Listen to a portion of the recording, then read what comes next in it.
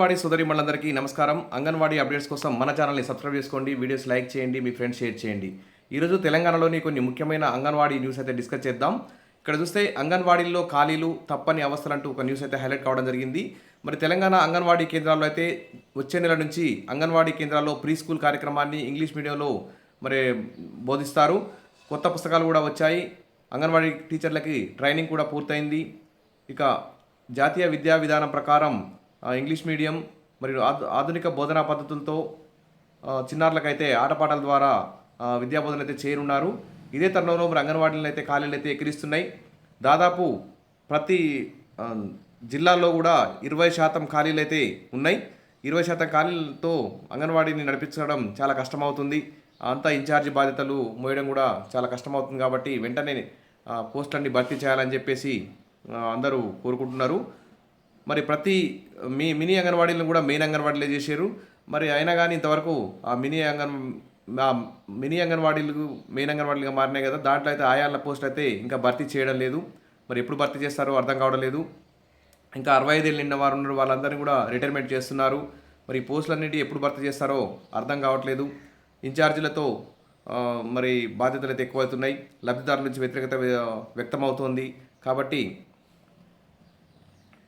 మరి ఆయా టీచర్ ఇద్దరు ఉంటేనే అంగన్వాడీ కేంద్రం అనేది సక్రమంగా నడుస్తుంది.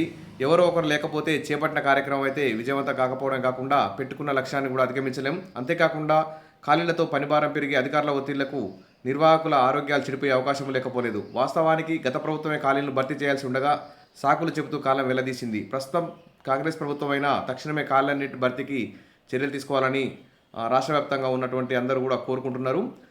మరి ఆయా ఐసిడిఎస్ ప్రాజెక్టుల పరిధిలో ఉన్న ఖాళీల వివరాలు మొత్తం కూడా పై అధికారులకు నివేదించారు రాష్ట్ర వ్యాప్తంగా. మరి భర్తీపై ప్రభుత్వం నిర్ణయం తీసుకోవాల్సి ఉంది.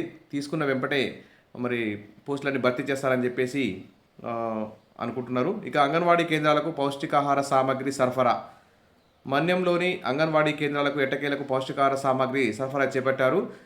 ఈనాడులో బక్క చిక్కుతున్న అంగన్వాడీ కేంద్రాల శీర్షికతో ప్రస్తుతం ఒక న్యూస్ అయితే రావడం జరిగింది.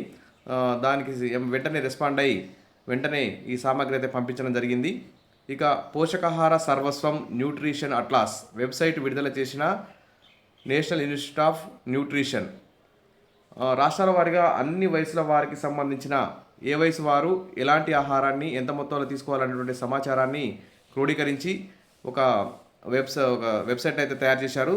Nutrition atlas 2.0.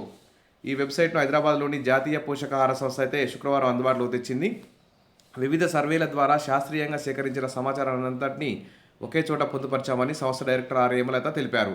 మరి ఈ పోషకాహార సర్వస్వం, ఈ పోషకాహార సంస్థ ఏ విధమైనటువంటి గైడ్లైన్స్ విడుదల చేసిందో దాని ప్రకారం అంగన్వాడీ కేంద్రాల్లో కూడా మెనూ పెట్టి మెనూ బిల్స్ కూడా పెంచి చేస్తే చిన్నారుల యొక్క ఆరోగ్యం మెరుగుపడి మంచిగా చదువుకునే అవకాశం ఉంటుంది.